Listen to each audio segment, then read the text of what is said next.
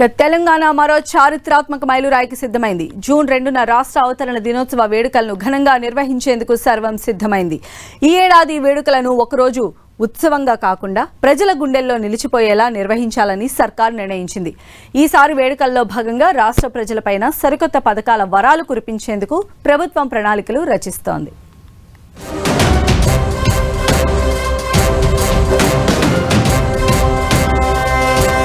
June 2తో సరిగ్గా 13 ఏళ్లు 12 ఏళ్లు సగర్వంగా పూర్తి చేసుకుని 13వ వసంతంలోకి అడుగిడుతోంది తెలంగాణ.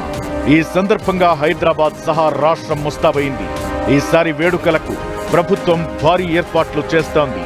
జూన్ 2న ఉదయం గన్ ఫౌండరీ వద్ద అమరవీరులకు నివాళులు అర్పించడంతో వేడుకలు ప్రారంభం కానున్నాయి.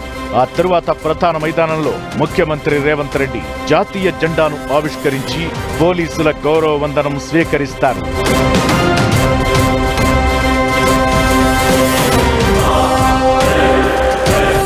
ఈసారి పరేడ్లో తెలంగాణ సంస్కృతి సంప్రదాయాలు ప్రతిబింబించేలా ప్రత్యేక శకటాల ప్రదర్శనను ఏర్పాటు చేశారు. అటు రాష్ట్ర వ్యాప్తంగా కూడా ఉత్సవాలు నిర్వహిస్తున్నారు.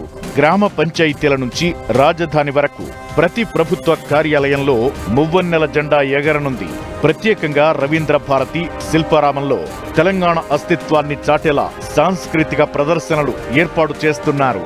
ఉద్యమ అమరవీరుల త్యాగాలను స్మరిస్తూ వారి కుటుంబాలకు ప్రత్యేక గౌరవం సత్కారం ఉంటుందని అధికారులు తెలిపారు.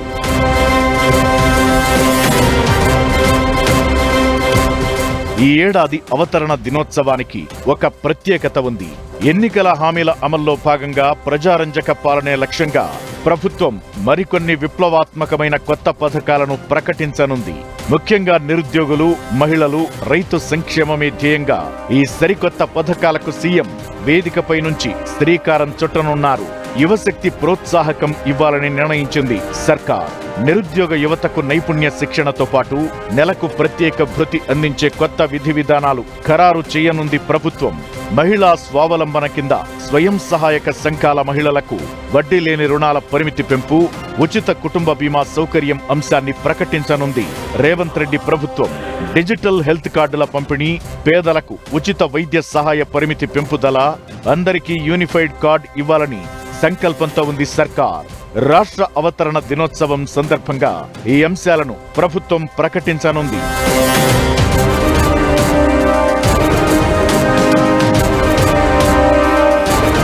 మొత్తానికి తెలంగాణ అస్తిత్వం, ఆత్మ గౌరవం చాటేలా ఈ జూన్ 2 వేడుకలను విజయవంతం చేయాలని ప్రభుత్వం అధికార యంత్రాంగాన్ని ఆదేశించింది.